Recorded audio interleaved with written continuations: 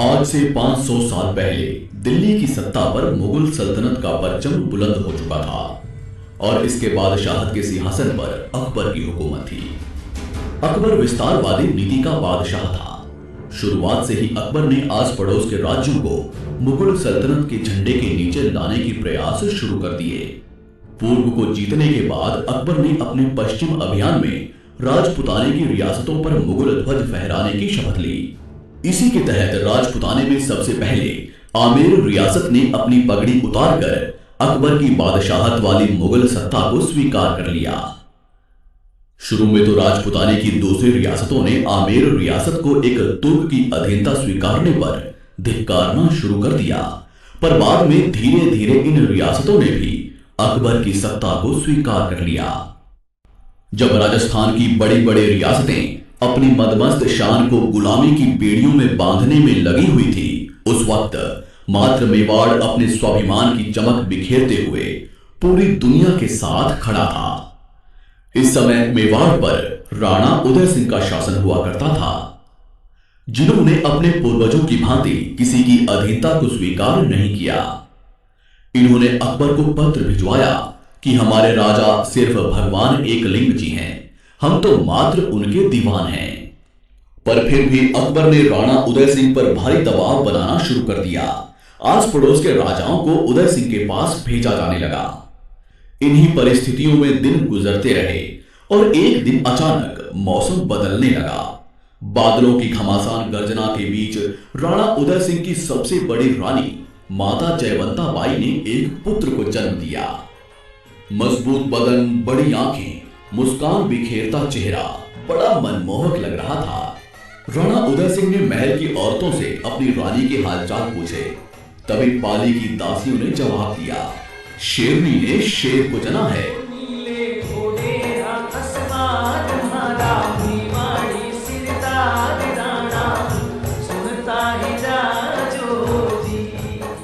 राणा पुत्र पाकर बड़े खुश होने लगे। वे कभी राणा कुंभा के बनाए विजय स्तंभ को देखने दौड़ते तो कभी बप्पा रावल की तलवार को प्रणाम करने। सरदारों ने पूछा, हुकुम, कुंवर जी का नाम क्या होगा?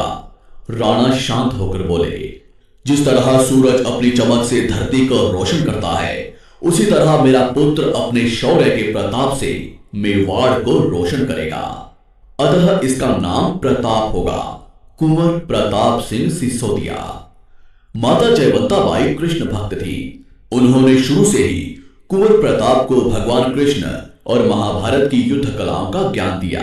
रानी जयवंता बाई कुंवर प्रताप को बताती कि किस तरह उनके दादा राणा सांगा ने अपनी तलवार की धार से दिल्ली की बादशाहत को रक्त से नहलाया, किस तरह उनके परदादा बप्पा रावल का शौर्य के रक्त में नहाया हुआ कलेजा जब अरब की धरती पर गरजा तो आने वाले 400 सालों तक कोई भी विदेशी भारत की तरफ आंख उठाने की हिम्मत नहीं कर पाया।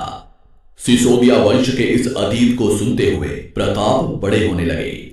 समय आने पर उनको गुरुकुल भेज दिया गया, जहां प्रताप सुबह का समय गुरुकुल में बिताते, दोपहर के समय वे भीलों की बस्तियों में चले जाते, शाम होते होते प्रताप लोहारों के गांवों में निकल जाते। उनको हथियार बनाने की कला सीखने में बड़ा आनंद आता था। जनता के बीच इस कदर घुल मिल जाने पर प्रताप सबके चहेते बन गए। भीलों ने उनको कीका कहकर बुलाया तो वही लोहारों ने उनको अपना राजा मानना शुरू कर दिया। कुंवर प्रताप बचपन से ही वीर, स्वाभिमानी और हठी स्वभाव के थे। उनका शरीर सामान्य बच्चों से कई गुना मजबूत था। उन्होंने छोटी सी उम्र में ही अफगानियों की बस्ती पर धावे बोलने शुरू कर दिए। मेवाड़ से होकर गुजरने वाली मुगल सेना पर वे गुलेर से हमला कर देते।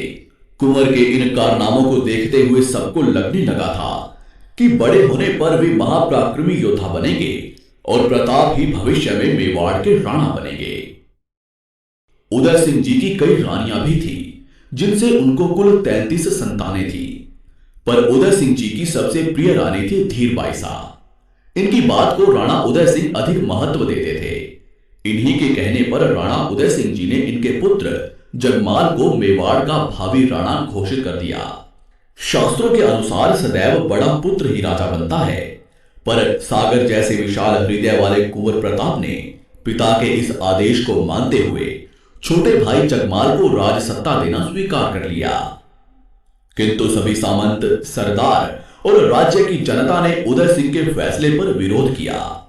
वे कुंवर प्रताप को ही अपना राणा मानते थे। समय के साथ राणा उदय सिंह का स्वास्थ्य बिगड़ने लगा और सन 1572 आते आते उनका स्वर्गवास हो गया। उनके अंतिम संस्कार में कुंवर प्रताप सहित मेवाड़ का प्रत्येक व्यक्ति आया, पर कुंवर जगमाल इस समय महल में अपना राज्याभिषेक करवा रहा था।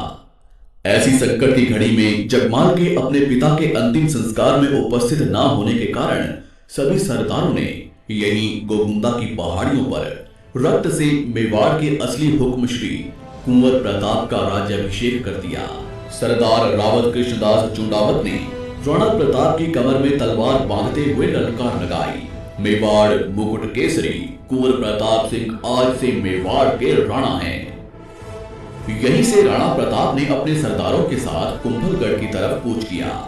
राणा के आने की खबर सुनकर छोटा भाई जगमाल राजगढ़ी छोड़कर अकबर की शरण में भाग गया, जिसके बाद साल 1573 को कुंभलगढ़ की राजगद्दी पर वीर शिरोमणि महाराणा प्रताप का विधिवत रूप से राज तिलक कर दिया गया। कौन है ये महावीर जिसे दुनिया ने मेवाड़ मुकुट हिंदुआ सूरज के नाम से नवाजा? मेवाड़ की राजगद्दी पर बैठने वाले महाराणा प्रताप एक ही वार में घोड़े सहित दुश्मन को काट डालते थे। वो परम स्वाभिमानी शिव भक्त थे, जिनके नाम से ही दिल्ली की बादशाहत कांप जाया करती थी। उन्होंने जंगलों में रहना स्वीकार कर लिया, पर कभी अकबर की गुलामी स्वीकार नहीं की। 72 किलो का भाला, 81 किलो के छाती कवच और 208 किलो के भारी वजन के साथ महाराणा युद्ध भूमि में निकलते, जिनके रौद्र रूप को देख सामने वाला दुश्मन अपना रास्ता पलट देता। हल्दी घाटी के युद्ध में विशाल मुगल सेना को जबरदस्त टक्कर दी। दिवेर के युद्ध में मुगल सत्ता को घुटनों पर ले आए। अपनी छापामार युद्ध नीति के दम पर मेवाड़ को फिर से आजाद करवाकर केसरिया ध्वज लहरा दिया। मुगलों के 36 किलो को जीतकर 40,000 मुगलों को आत्मसमर्पण के लिए मजबूर कर दिया, जिनके भाले की नोक से शत्रु का रक्त कभी सूखा नहीं, जिनकी तलवार ने कभी पराजय का मुंह देखा नहीं। ये गाथा है उस महाराणा की, जिसके सामने हर भारतीय बारंबार नतमस्तक होता है। ये गाथा है रुद्र रूप एक लिंग अवतारी महाराणा प्रताप की। आइए डिमांडिंग पंडित के साथ देखते हैं हुकुम श्री महाराणा प्रताप के इतिहास से जुड़े उन अनसुलझे पन्नों की पूरी दास्तान।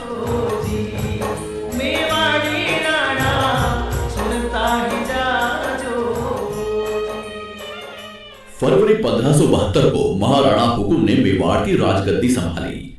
इस समय मेवाड़ की स्थिति काफी खराब थी। पिता उदय सिंह जी के समय मुगलों के साथ हुए युद्ध में मेवाड़ की पूरी व्यवस्था बेहाल हो चुकी थी।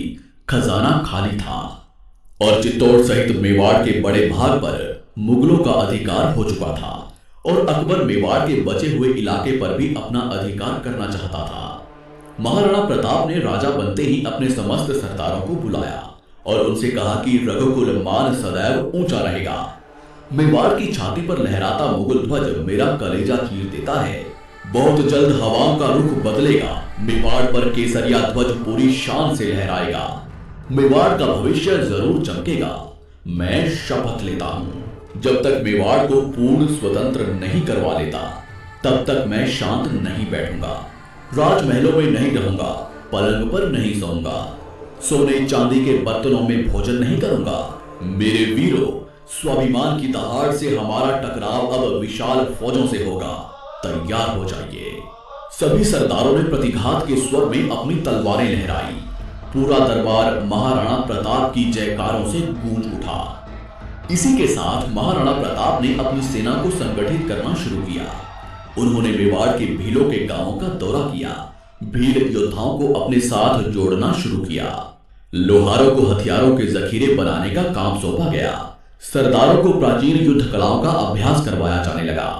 महाराणा प्रताप द्वारा सेना निर्माण के समाचार दिल्ली के बादशाह अकबर तक पहुंचने लगे। अकबर ने भी राणा प्रताप को रोकने की पूरी तैयारियां शुरू की। उन्होंने महाराणा प्रताप से अपनी अधीनता स्वीकार करवाने के लिए अपने दूत भेजने शुरू किए। इसी के साथ अकबर ने अपने दरबार के सबसे चतुर और वाकपटु दरबारी जलाल खां कोरची को महाराणा प्रताप के पास मेवाड़ भेजा। पर महाराणा प्रताप ने अधीनता की बात सुनकर जलाल को तुरंत रवाना कर दिया। इसके एक साल बाद अकबर ने आमेर के राजा मान सिंह को महाराणा प्रताप के पास भेजा। इस समय महाराणा प्रताप उदयपुर में थे। मान सिंह सीधा उदयपुर आ गया। महाराणा हुकुम ने मान सिंह का एक अतिथि की तरह सत्कार किया। महाराणा प्रताप उदय सागर झील तक मान सिंह का स्वागत करने के लिए आए। इस झील के सामने वाले टीले पर आमेर के राजा के लिए दावत की व्यवस्था की गई थी। भोजन तैयार हो जाने पर मान सिंह को बुलावा भेजा गया। महाराणा प्रताप ने अपने पुत्र अमर सिंह को अतिथि की सेवा के लिए लगा दिया, पर महाराणा प्रताप भोजन के लिए नहीं आए। मान सिंह द्वारा हुकुम के बारे में पूछने पर अमर सिंह ने बताया कि पिताजी को सर दर्द है, वे नहीं आ पाएंगे, आप भोजन करके विश्राम करें। मान सिंह ने भौहें तानते हुए कहा कि राणा जी से कहो कि उनके सर दर्द का कारण मैं समझ गया हूं। मान सिंह ने राणा प्रताप के बिना भोजन स्वीकारने से मना कर दिया। तब राणा प्रताप ने उन्हें संदेश भेजा कि जिस राजपूत के संबंध एक तुर्क से हो, उनके साथ भला कौन राजपूत भोजन करेगा।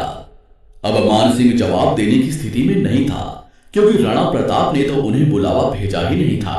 मान सिंह ने भोजन को छुआ तक नहीं, केवल चावल के कुछ कणों को जो अन्न देवता को अर्पण किए थे उन्हें अपनी पगड़ी में रखकर वहां से चला गया।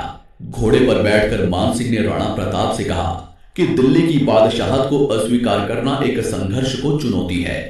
यदि आपकी इच्छा दुखों में रहने की है तो एक दिन आपकी इच्छा जरूर पूरी होगी। मान सिंह ने आंखें तानकर आगे कहा, मैं तुम्हारा अभिमान चूर्ण कर दूंगा, अगली मुलाकात युद्ध भूमि में होगी। राणा प्रताप ने उत्तर दिया, मैं प्रतीक्षा करूंगा। ऐसे ही अकबर ने महाराणा प्रताप के पास अपने 4 दूत भेजे, पर महाराणा प्रताप ने अकबर की अधीनता स्वीकार नहीं की। महाराणा प्रताप द्वारा अधीनता स्वीकार न करने पर सन 1576 में अकबर अपने सभी सेनापतियों के साथ अजमेर आ धमका। यहां अकबर ने मान सिंह को 1 लाख की विशाल मुगल सेना का सेनापति घोषित किया। 3 अप्रैल 1576 को मान सिंह विशाल मुगल फौज लेकर मेवाड़ विजय के लिए निकल पड़ा। 2 महीने चलने के बाद मान सिंह खमनोर नामक गांव में पहुंचा। महाराणा प्रताप के भील सिपाहियों ने अपने राणा को संदेश भिजवाया कि हुकुम मान सिंह असंख्य मुगल सेना को लेकर मेवाड़ की तरफ बढ़ रहा है। पर महाराणा प्रताप तो कब से अपनी तलवार की धार मजबूत कर ही रहे थे। वे भली भांति जानते थे कि युद्ध अवश्य होगा। इधर मान सिंह बनास की नदी के मैदानों में आ पहुंचा। मान सिंह ने यहां मोलेना गांव में अपना डेरा लगाया। दूसरी तरफ महाराणा हुकुम ने अपनी 20,000 की सेना के साथ उससे 6 मील सामने लोसिंग गांव में अपना पड़ाव डाला। विशाल मुगल सेना में राजपूत और मुगल थे, जबकि महाराणा प्रताप की सेना में राजपूत, भील, पठान और लोहारों के गांवों के लोग थे। 18 जून 1576 को संसार के अनोखे युद्ध का आगाज हुआ। आकाश में घनघोर बादल थे और धीमी धीमी हवाएं चल रही थी। कभी कभी बिजली की तेज गड़गड़ाहट हो रही थी। इसी बीच मुगल सेना आगे बढ़ने लगी। तभी महाराणा प्रताप ने अपने हरावल दस्ते को शत्रु पर प्रहार करने के लिए आगे भेजा। हुकुम की हरावल सेना ने आगे बढ़ रही मुगल सेना के 3 हरावल दस्तों को पूरी तरह से नष्ट कर दिया।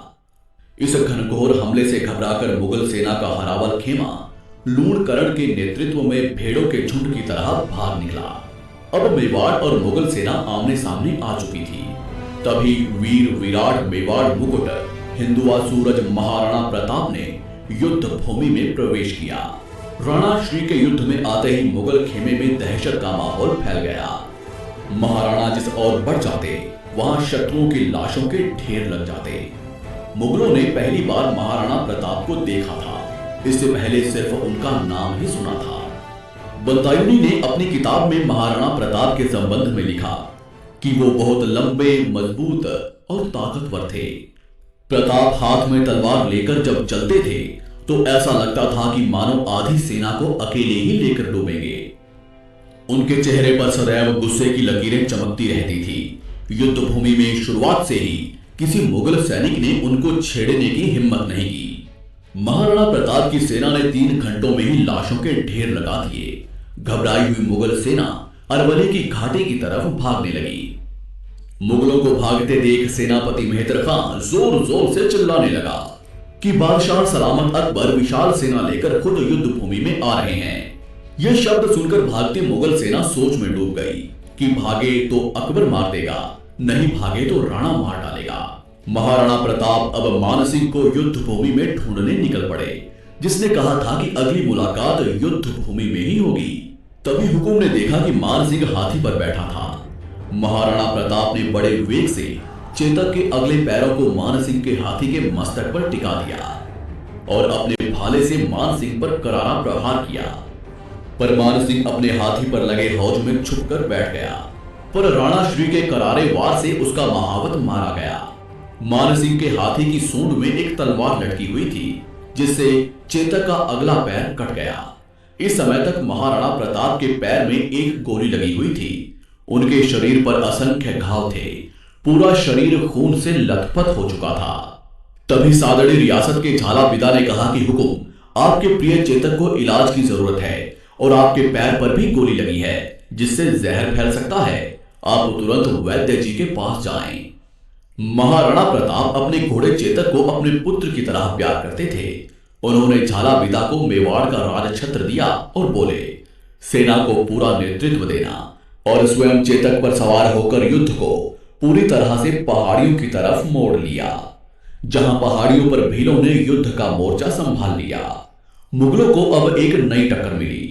महाराणा प्रताप चेतक को लेकर पर्वतों की ओर निकल पड़े। यहां चेतक ने 26 फीट की गहरी खाई को कूदकर पार कर लिया और बलीचा गांव में घायल चेतक नीचे गिरकर बेहोश हो गया। तभी महाराणा प्रताप का छोटा भाई शक्ति सिंह, जो मुगल सेना की तरफ से लड़ रहा था, महाराणा प्रताप का पीछा करते हुए यहां तक आ पहुंचा। महाराणा प्रताप बेहोश चेतक को सहला रहे थे कि तभी उनकी नजर शक्ति सिंह पर पड़ी। उन्होंने शक्ति सिंह से कहा, सेना खुल्या मार भाला, तुम गोद गुलामी टीकण लगे, भारत माते कह दूंगा, तेरे पूत दामन में बिकण लगे। शक्ति सिंह बड़े भाई के शब्दों को सुनकर फूट फूट कर रोने लगा और भाई के पैरों में जा गिरा। इधर हल्दी घाटी के मैदानों में घमासान युद्ध चल रहा था। घाटी के दरों में राणा पूंजा भील और राजपूत सरदार मुगलों को भीषण टक्कर दे रहे थे। अंत में मान सिंह ने हल्दी घाटी के दर्रों में जाने की बजाय मुगल सेना को वापस अजमेर चलने का आदेश दिया। अकबर की विशाल साधन संपन्न सेना का गर्व मेवाड़ी सेना ने मिट्टी में मिला दिया। मान सिंह और आसफ खान जब खाली हाथ अकबर के सामने उपस्थित हुए तो क्रोधित अकबर ने 3 महीने तक उनके दरबार में आने पर पाबंदी लगा दी।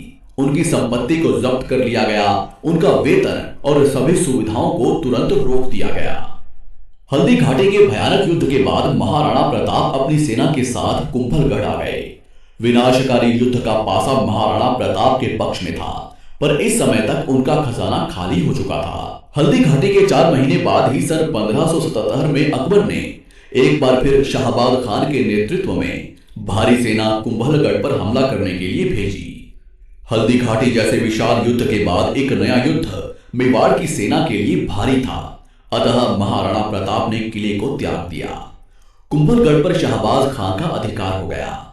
कुछ महीनों के बाद महाराणा प्रताप ने फिर से सेना तैयार की और पूरी तैयारी के साथ शाहबाज खान पर आक्रमण करके कुंभलगढ़ को वापस जीत लिया। कुंभलगढ़ विजय के बाद महाराणा प्रताप ने आगे की रणनीति बनाने के लिए सभी सरदारों को बुलवाया। जहां सरदारों ने हुकुम से कहा कि हमें सिंध की तरफ निकलना चाहिए, जहां हम धन का बंदोबस्त करके एक विशाल सेना का निर्माण करेंगे और सीधा अकबर पर आक्रमण करेंगे। इसी उद्देश्य से महाराणा प्रताप भाण सोनकरा को कुंभलगढ़ का किलेदार नियुक्त करके गुजरात की तरफ निकल गए। आगे इसी रास्ते में महाराणा प्रताप ने शाहबाज खान को 2 बार पराजित करके वापस लौटने पर मजबूर किया। गुजरात पहुंचने के बाद महाराणा प्रताप ने चूरिया गांव में अपना डेरा लगाया, जहां परम दानवीर भामा शाह ने महाराणा प्रताप के लिए अपना खजाना खोल दिया। उन्होंने महाराणा प्रताप को 25 लाख रुपए की सहायता दी। इतने बड़े धन को पाकर हुकुम पुनः सेना की तैयारियों में जुट गए। बस यहीं से असली संघर्ष की शुरुआत होती है। महाराणा प्रताप ने सिंध जाने की बजाय पुनः मेवाड़ की तरफ कूच किया और सन 1582 में दिवेर के दर्रों में स्थित मुगल थानों पर आंधी के समान टूट पड़े। हुकुम रुद्र रूप धारण कर चुके थे।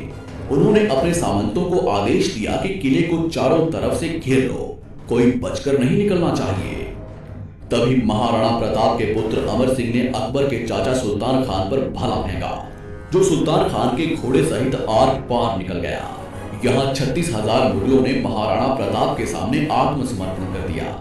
महाराणा ने दिवेर के किले पर केसरिया ध्वज लहरा दिया। मुगलों की दिवेर हार से बौखलाए अकबर ने सन 1584 में महाराणा प्रताप को बंदी बनाने के लिए भेजा, पर जगन्नाथ कछवाहा बुरी तरह से पराजित हुआ। उसने महाराणा प्रताप से माफी मांगी और बकायदा हरजाना भी दिया। इसी के बाद महाराणा प्रताप ने कमल मीर के किले को जीत लिया, जहां अमर सिंह ने कमल मीर के मुगल अधिकारी अब्दुल्ला को कई टुकड़ों में काट डाला। इन्हीं लगातार जीतों के बाद 1585 में महाराणा प्रताप ने चावंड को जीतकर उसे अपनी राजधानी बनाया, जिसके बाद उन्होंने लगातार एक एक करके मुगलों के 32 किलों को जीतकर अकबर की नींदें हराम कर दी। मान सिंह से उसके देशद्रोह का बदला लेने के लिए महाराणा प्रताप ने अपनी सेना लेकर आमेर के मालपुरा पर आक्रमण किया, जहां से उन्होंने मान सिंह की बेशुमार दौलत को अपने कब्जे में लिया। अकबर ने स्वीकार कर लिया था कि राजपुताने के इस शेर को कोई कैद नहीं कर सकता। उसने अब महाराणा प्रताप को ना छेड़ने में ही अपनी भलाई समझी। इसके बाद 12 सालों तक महाराणा प्रताप ने ऐसा शासन किया कि मेवाड़ के व्यापार को 4 चांद लग गए। मेवाड़ की खोई हुई चमक वापस लौटने लगी। 19 जनवरी 1597 को 57 वर्ष की आयु में हुकुम शेर के शिकार पर निकले थे, जहां धनुष की प्रत्यंचा खींचते हुए हुकुम देवलोक सिधार गए। वीर शिरोमणि महाराणा प्रताप की देशभक्ति और अमर स्वाभिमान ने हर भारतीय के मन में उनके लिए अपार सम्मान जागृत किया। कवियों ने भी अपनी कलम से महाराणा की कीर्ति का कुछ यूं बखान किया। धर्म रहेगा और पृथ्वी भी रहेगी, पर मुगल साम्राज्य एक दिन नष्ट हो जाएगा। अतः हे राणा, विशंभर भगवान के भरोसे अपने निश्चय को अटल रखना। अब्दुल रहीम खान ए खाना, जिसने अपने घोड़ों को कभी शाही सेना में भेजकर दाग नहीं लगवाया, जिसने अपनी पगड़ी किसी के सामने नहीं झुकाई, उसके शासनकाल में जनता को किसी से कोई भय नहीं रहा। उसकी तलवार और भाला ही उसका सच्चा साथी था। वो वैदिक मार्ग का अनुयायी था, जिसने अनेक मंदिरों का निर्माण करवाया। उसके शत्रु भी उसकी वीरता और स्वाभिमान के सामने झुक जाते थे। उसकी शपथ थी, प्रताप के इस मुख से अकबर के लिए सदैव तुर्क ही निकलेगा। अतः हे राणा, जब जब भी कलम महाराणा प्रताप लिखेगी, तब तब सिर्फ महान, महान और महान ही लिखा जाएगा। दोस्तों, इस वीडियो को बनाने में बहुत मेहनत लगी है। कृपया इस वीडियो को अधिक से अधिक लाइक कीजिएगा। चैनल को सब्सक्राइब करके बेल आइकन जरूर दबाइएगा। आपका आभार, धन्यवाद।